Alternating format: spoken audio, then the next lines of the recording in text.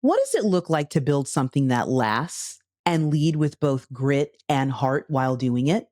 Today, I'm joined by my friend and fellow purpose driven leader, Gary Campbell, a man who transformed organizations, mentored leaders across the country, and still shows up locally with deep authenticity.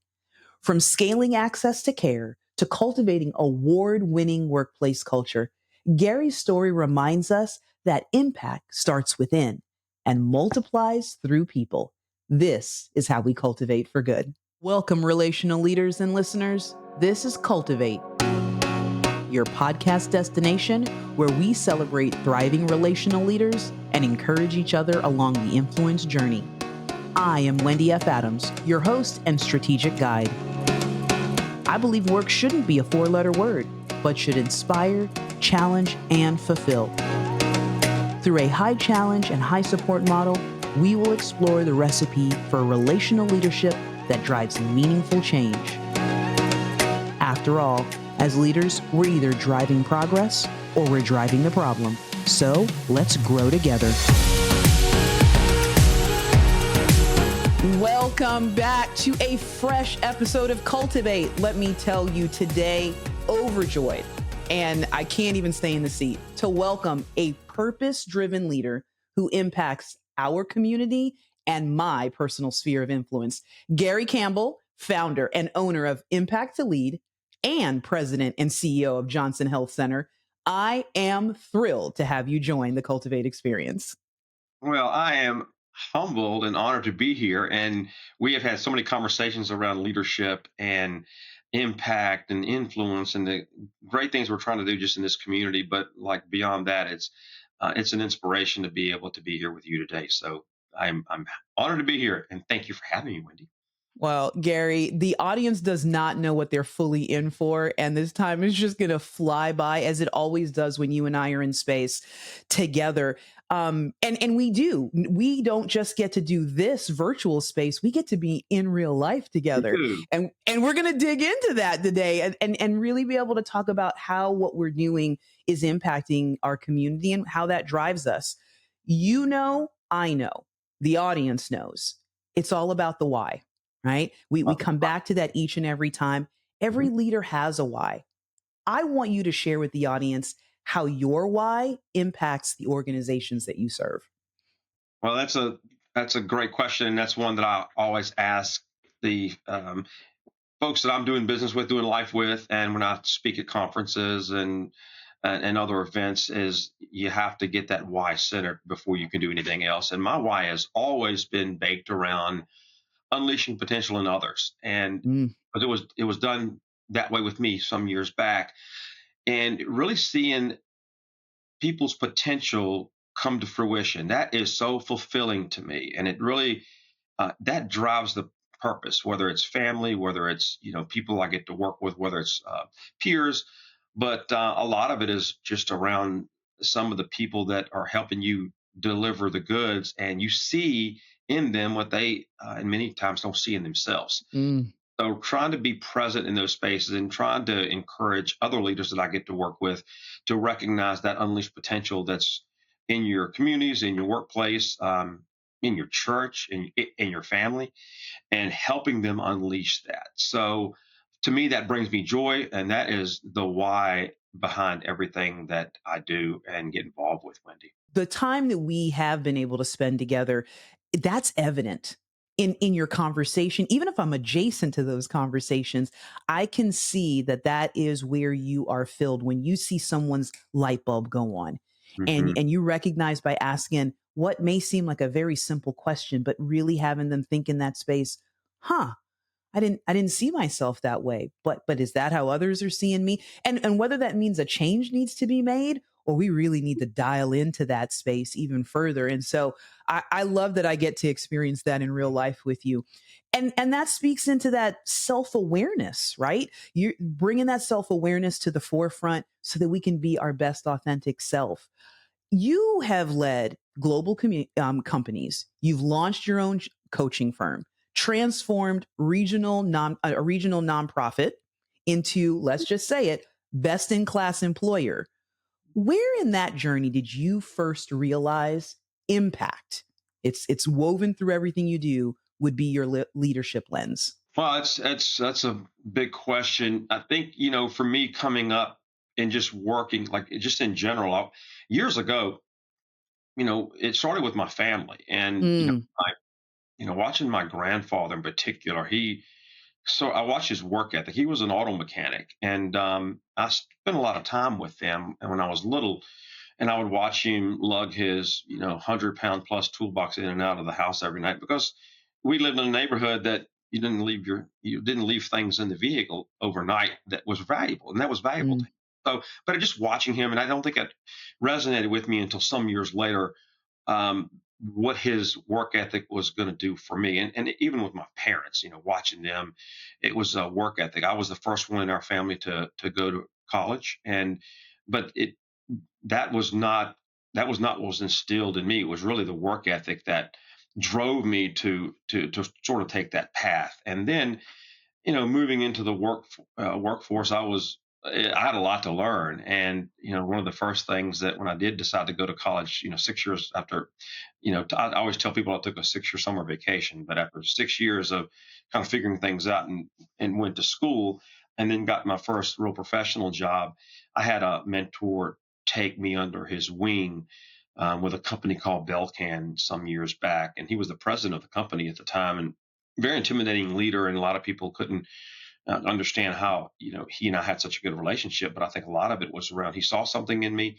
and, he taught me a lot. And, there's some tough lessons in there, but I learned just through that really what it meant to invest in other people, but to kind of grow. mm, And then as I went on and just learned from experiences and working with a couple global companies, and being exposed to other cultures, other leaders, and watching them and try to emulate some of the things that I felt were good, and also recognize when I saw things that were bad, mm, and to try to work opposite of those things that will never be like that. And then, then I have to look over with my family and how they've impacted me, and in my evolution with my following with Christ. A lot of it is, my faith has really driven my mhm, development. I still make a lot of mistakes, but I think watching and just how servant leadership was really baked into my soul, and not really understanding what that meant has helped me develop into where I sit today. And then, I always tell people reading the book The Go Giver by Bob Berg and John David Mann kind of helped me orchestrate my values, and everything is centered on my values. And, when I trip and make a mistake or I mess up, and, interesting, my devotion was a John Maxwell devotion this morning about there are no mistakes, they're all lessons. And mm. I have learned so many lessons, and I still do. I think that has been what has helped me travel the path and take me where I am today, and also help others, is that not every mistake is going to bury you, or every lesson should bury you. We always try to, unless it's something that's really catastrophic, is, how do we help people pick up and move on and grow from whatever they learn? And that's been me my whole life and whole career.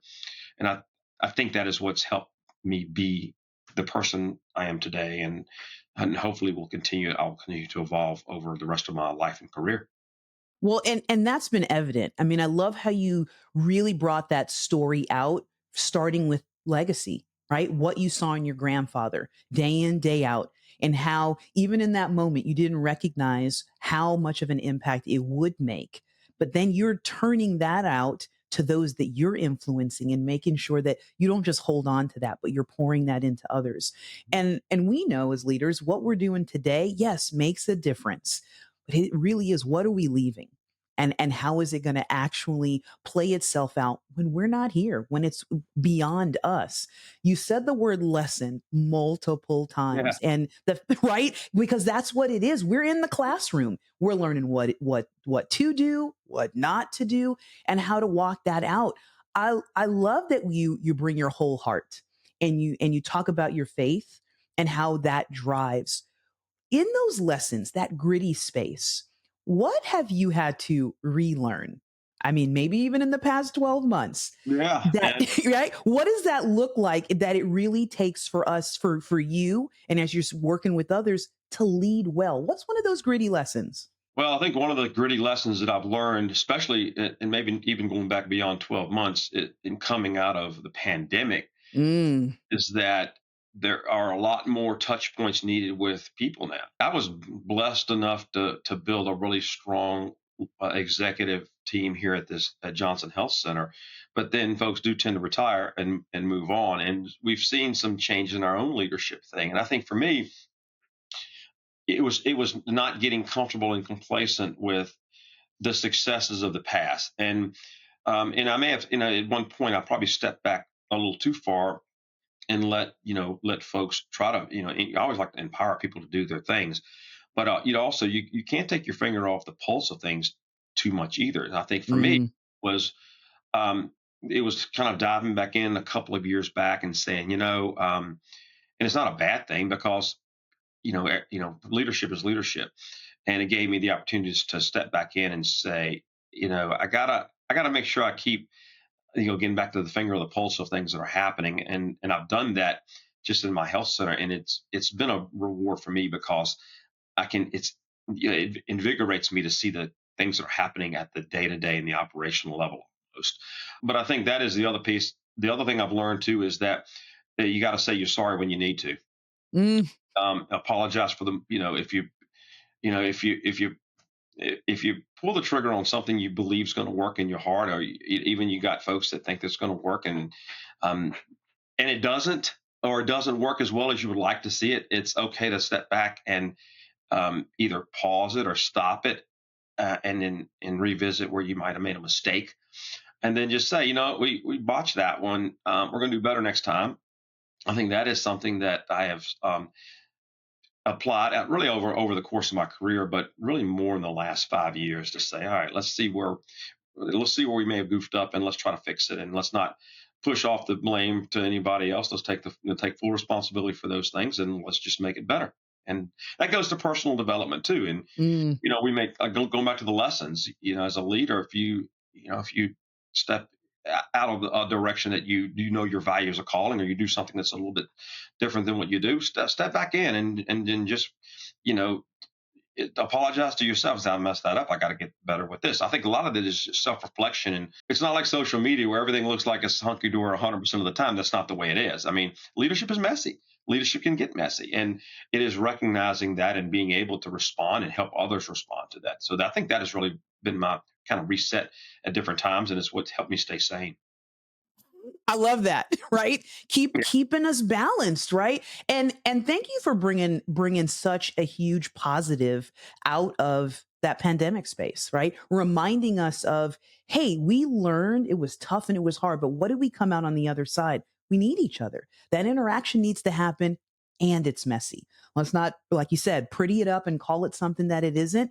People are messy, and that's what we're talking about here. But it's not, and you said it, self-aware, who's showing up in the space to be able to either add or to help to decipher through that mess. A lot of what you just shared really takes me to what I call our passionate breakfast, right? We have a group of people here locally that you've brought together with the things that you're saying. You said, hey, let's create a space for those who are passionate about our community to come together. And we do that over breakfast because that's what pancakes make got it. everything better, right?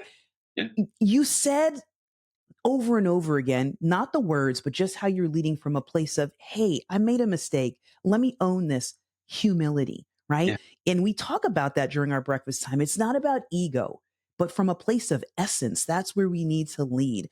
How are you training yourself, but and then others that you're speaking into to stay grounded in that heart first leadership while you have so many responsibilities in your role as CEO? yeah. And you talk about the breakfast meetings, and you're part of that. I know you're so busy, but we're so happy when you do show up because you add so much energy to these conversations, and I love that. And I think about these breakfasts. So the breakfasts are just a great example. It started out, we've got probably 60 or so people on that distribution list now. Not, we get 10 to 15 there at any given time, and they're always, Hmm. which is great because everyone gets a little bit of a different flavor.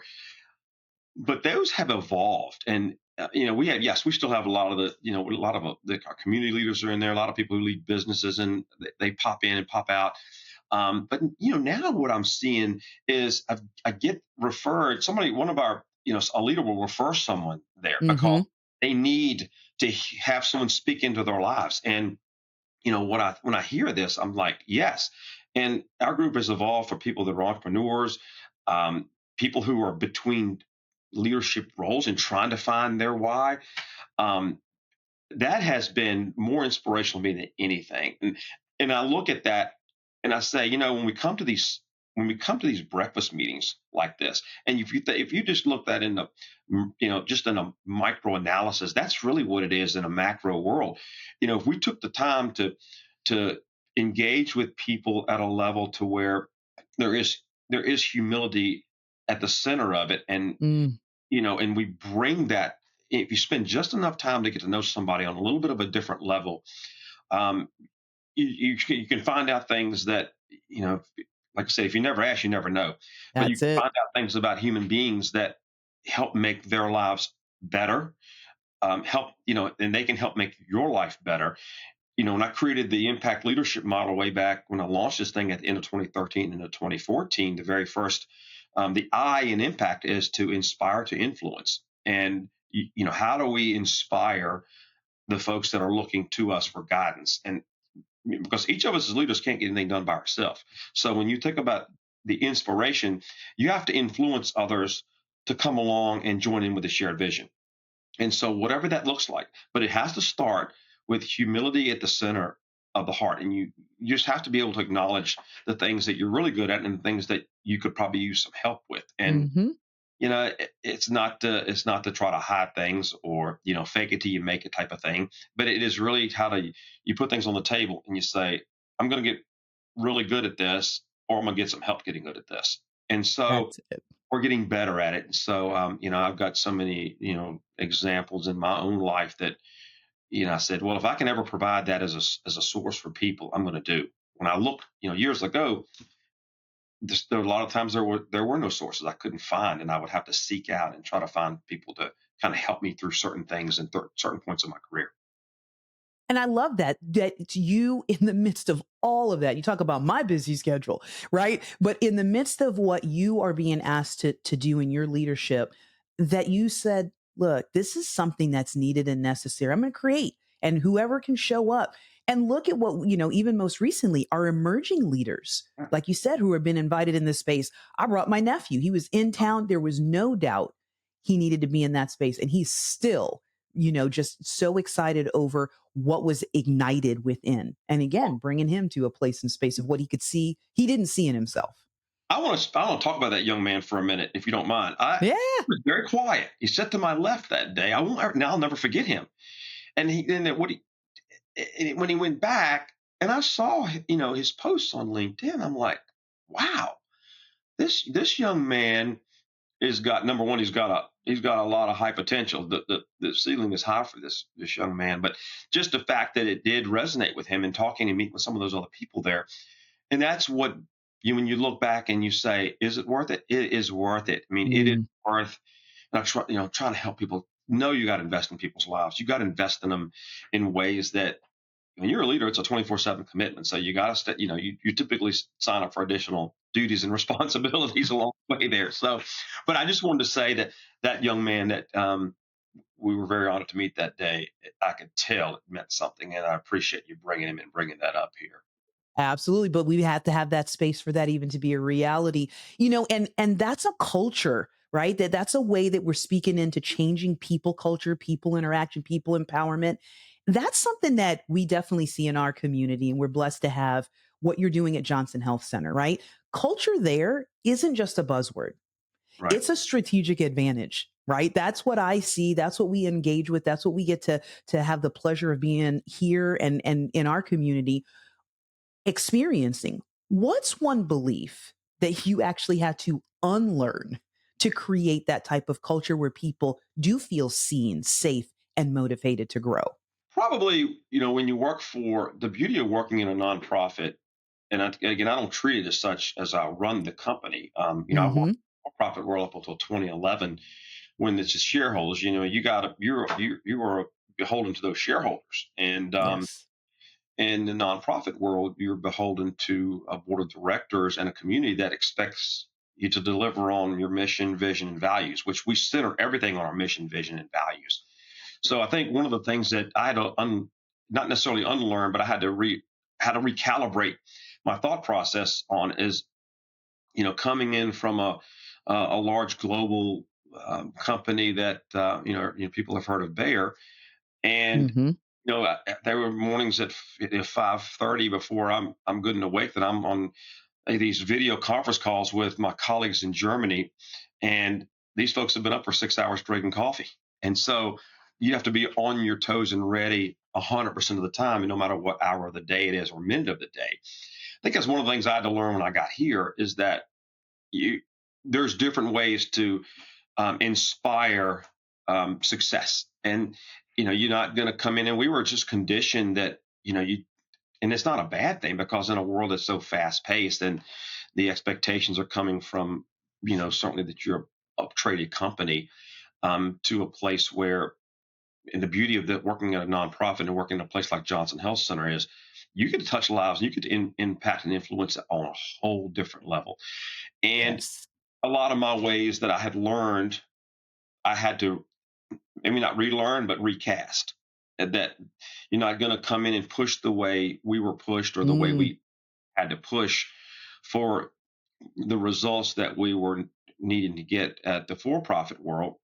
But the framework had to be the same. We and I'll tell everyone that's in nonprofit, you can't go into nonprofit and not be right side up when it comes to the ability to pay your bills. You got to earn, you got to be able to make the money in what you do because people want to get paid. Very few people right. come to you unless they're wealthy or they've had a great career and they're volunteering. Most people that come to work in a nonprofit got to get paid like everybody else. They may not get Mm-hmm. paid as much as some of the other places get, because they choose to from their heart, but they got to get paid, and you got to be able to pay them. That was the thing for me, Wendy, is I just had to readjust my approach to leadership, my approach to expectations, and I don't want to say demands, but just my expectations. That was something that I had to kind of recalibrate, and I was able to do that with help from a lot of folks around me that um, that helped me really feel the mission, vision, values of this place, which is why I'm still here. Well, and I knew you were going to say that it wasn't just you, right? That you were going to talk about those who came around, Mm. who you centered yourself, around to make sure that not only that you got there, but you stayed there, because you always talk about that leadership is about the relationship, right? Before we talk about any results, it's got to be what is happening in the relationships that we have. And let's face it, and you pointed it out, that tax status of nonprofit does not mean that you don't have to have some strong business sense in that space, right? Like you said, the lights have to stay on. You can't serve the community that you're called to serve if that's not happening. So there are deadlines. There are commitments to dollars that need to be made, decisions that are hard. What does it really look like when you are having that type of work that needs to be done? And like you said, you're seeing people in a completely different space. They're coming to you with significant hardcore needs in their health. How do hmm you balance that out, and how do you speak that into your teams who have to be on the front line? Yeah, that's a really good question. That is that hard. When I mentioned coming out of the pandemic, but especially Mm, today, it seems like it's harder than ever. And you hear all the time. And of course, working in healthcare, that the system is broken. And mhm. I think the system needs a lot of work. And until the biggest buildings in a large city are your insurance payers. So if you any big city you go into, the largest buildings are the ones that are you get to see the payers. I won't call it any payers, but and we don't drive. We can only control what we can control. And I think the biggest thing when it comes to relational leadership that I've worked very hard here is building relational relations with my clinical leaders. And Mm, these folks, these clinical people, especially your providers, your doctors, your nurse practitioners, your physician assistants, your dentists, your hygienists, your pharmacists, all of those folks. Um, they go. they're doing this from their heart too. They have a heart for this kind of work. I think about our behavioral health folks. I think about, again, I don't want to leave anybody out, but I'm sure I will. But all the clinical and mental health personnel and our pharmacists Mm-hmm. and the whole 9 yards, to try to help parlay the message to them in a ways that doesn't appear that, hey, all we're here for is to make money, because that's not the case. We have to take care of our patients, but the system hasn't made it any easier for us. They've created the reimbursements in this kind of world, especially in our health center world, just haven't kept pace with the cost of how we do business. So Yeah. we try to balance that, and I try to help my clinical leaders understand that. We're not. Again, this is where the relationships come into play. Is you have to have try to build a very good relationship with these folks that are doing the heavy lifting for you. And you know, not everyone wants to understands it completely. It would be great if we lived in a world which we could not have to, not have to press from the viewpoint of having to make sure we don't turn up in a upside down financially. Those are the hardest things I have to do here. But the relational side of that is helping understand the why of it all. So the why, what is our why? Over the weekend, I was I watched a video that we filmed several years back of some patients that were giving testimonials about the service that we provide here, and it really hit my heart hard. And when I shared it with our staff on Friday, they'd forgotten that video was out there, Mm. it's a reminder that says, my gosh, we we really make an impact. Yeah, all the stuff we deal with is noise, and we make an impact. And so my role as the chief executive officer, the president chief executive officer of this health center, has been, how can I make their lives easier? How can I make the work that they're doing in the electronic medical records easier? And we invest a lot of time and effort into that, just to try to do that. How do we get people to practice at the top of their scope, so we're sharing all the work? Working within the construct of a system, we are not necessarily going to fix on this side, but what can we do inside to fix? So those are the kind of things that relationally speaking, that I try to use to help build those stronger bonds, and to try to help us get the things done and help them understand why we do things. And Gary, it's always an inspiration to me to watch you walk that out. Like, you just shared this beautiful story, but when I see it in action, and you're not going to say it, so I am. When you're out there flipping burgers and serving up dogs, right? You're doing that for the community, with the community, not so far removed, so that they can see you, and that's continuing to build that trust that we were talking about, right? Your clinicians and those who are serving, but you're also making that connection with those who are being served, that they don't just see you in a space. And that's what we're called as leaders, to be able to walk that talk. And I love that. And it really speaks to me, and just, it does speak into that space of us being better together, when you can say, well, if the CEO of Johnson Health Center can be here out in the community doing and walking out what he's been speaking out, then what does that say about me? And it's calling us all up into being better in that space. And I love that. It's not that you have so much time on your hands, but in the midst of doing all of that leadership, you also mentor and coach. You are a coach in your own right and in your own business across the country, speaking to leaders, speaking to organizational folks who are doing great things. I want to hear from you. What's a common blind spot that you see in organizations that are actually trying to change their culture from top down? What does that look like?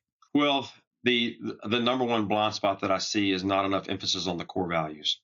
And one of the things that we did here way back, probably 2011, 2012, we went through a whole core values exercise, and Mm, it was, I mean, it moved people, and it moved us, and we still, to this day, those core values center on everything we do, all the decisions that we make. So when I'm talking to when I'm out there talking, speaking to organizations, speaking to CEOs, working with executives and leaders, I ask them, I said, what are we doing with the values? And, the years ago, I remember putting up, I was working with another organization, and I put their own values up on the screen. And I said, I had the executive team in the room with me, and I said, all right, what do you all think of this? And they looked and they shook their head. Yeah, they look good. Yeah. I said, where do you think I got them from? Nobody had an answer. I said, they're your core values that you have on your website. And Mm, they're the work, there some of the work began. And, yes. so that's really the place. I think that's the place where we all have to start is, and that helps answer your purpose and your why. And once you start with that, then I think that springboards you into the things that you can then dive into. How do you live your mission? What's your vision? Where do you want to take? What's the next 3 to 5 years look like for your health center? I mean, what's your vision as a health center or any organization for that matter? And I think Hmm. as leaders, what is your own vision? I always like ask my leaders to write their own vision statements. So, what are you going to be doing? What do you want to be doing? Where are you going to be? What's your stretch in the next 3 to 5 years? What's your stretch in working with me? And Yes. when I do strategic planning with people, I'm like, this isn't a vision for your organization. This is a vision for your strategic plan. What Hmm. is your vision for this plan? Everything has to have a vision. You have to see where you want to wind up in order to pave the path to get there. I love it. I love it. And you're so right in that space. And the fact that you are seeing that as the blind spot, I mean, I think that should resonate and sit with us. Again, not about attack status, because we talk about mission drift. Hmm. Every organization has a mission. That's not just something for the nonprofit sector. And if you don't have, like you said, those core values, that foundational space that you can filter everything through. What's that vision? Your why? What's that mission? How you that what of how you walk that out? Then you've got those core values that undergird all of that. And I love that you say individually. Because if you as an individual don't have a vision statement, or if you do, but it's not aligned where you are, put the brakes on. That's where we need to start to have that conversation as to why isn't it working? Why are we putting together a strategic plan every 3 years and we haven't moved forward on? Or we feel like we're continuing to be stuck. So that is a space that we've got to take a hold of and recognize as being such a key component to either success or stuck. And when we say success, something I hear from you often, success doesn't matter if you can't multiply it, right? We've talked about the whole legacy component, and I see how you are walking that out. You've shared some stories with us. What is something in as we're preparing, gosh, to move into a new year here soon that you're actively working to multiply right now, whether for your organization, you personally, and who do you have in the room with you while you're doing that, Gary? Oh gosh, you, you in my room all the time. You're so busy. I try to get you in my room, and you were so busy, so you couldn't help me out with something. But I'm like, oh, if I could just get Wendy. When I'm thinking a lot. That's a good question for me personally because I'm thinking a Mm, lot. I always tell them closer to the end I am in the beginning of running a health center, and how do you multiply the work that is happening both before you leave and then in with what you're going to do personally and professionally. But I think if I was looking at the health center, I want to be able to multiply and build out our leadership team to really be strategic and think critically. And that's mm, that's our mid-level leaders. I want to prepare our executive team to be able to think so far beyond the walls of our own health center that they'll amaze themselves. And that is really when I talk about investment into the leadership team and framework here at our own health center.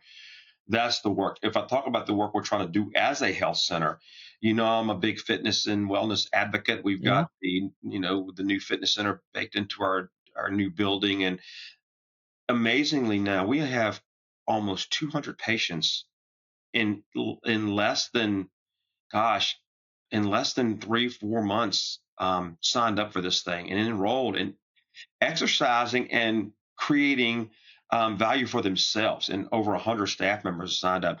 And the beauty of this thing is really around how we are going to. The goal maybe 2 3 years from now is looking at these quality metrics with those individuals and see how far they've come Hmm. and to bump them up against the other, the segment of just the general population of the quality and see if those scores have improved or better.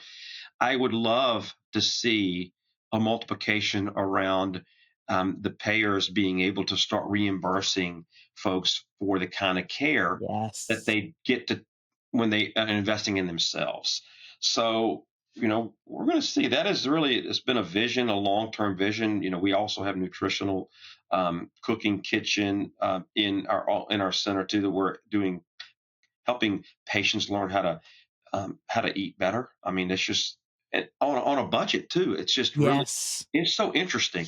But I don't know. I just really have a passion to help people live their best lives, and including myself. I mean, it's a work in progress also. But I just really think, how to, what's God got next in, the plans for our health center, the leaders that are going to be involved. We have all of our services under one roof, so it's kind of a unique setting. You have all of these things under one roof. How do we take that and apply it to more people? We just launched our urgent care today, and it's full. It's full already. I think the group's out of California that's helping us do this, and they're like, "Oh my gosh, you guys are full already." I'm like, It's crazy."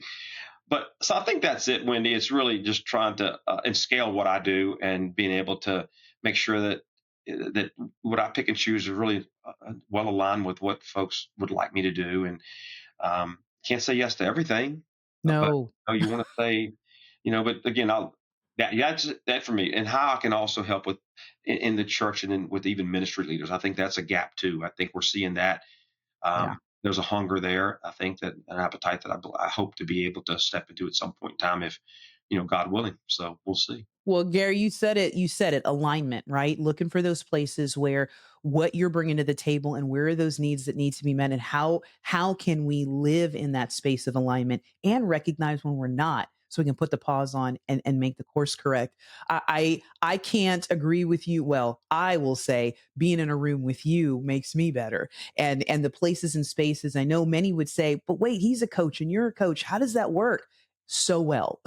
We empower and encourage and inspire each other in the spaces that we're called to be in, and crazy, our time together now is coming to a close. But I 2025 almost done for us, and it's already been a banner year for you and those that the organizations you represent. We've got nonprofit of the year again, best in large employer, top mentor award. I mean, we can go on and on. And you've shared so much with us. I don't know if there's anything behind the scenes, but is there a glimpse, a moment this year that no award could actually capture, but is meant the world to you, that you'd want to leave us with before we close out?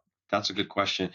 There's so many. I think what I see is just, I see the hearts of the people that I get to do life with, and Mm, like even meeting you um, and folks like you who are just so inspirational. And so there's just a host of those things. I think the other piece is just our ability to provide access to these patients here in Central Virginia. That's yes. so big, and watching these leaders grow here, and then watching these leaders grow in our community, and then when I go on the road and get these emails that come back and say, that was just a great session. You'll never know what that did to impact what I'm working on now, what I'm doing, and just those kind of things. So I don't think there's one big moment that I can think of. I mean, I have a lot in my family.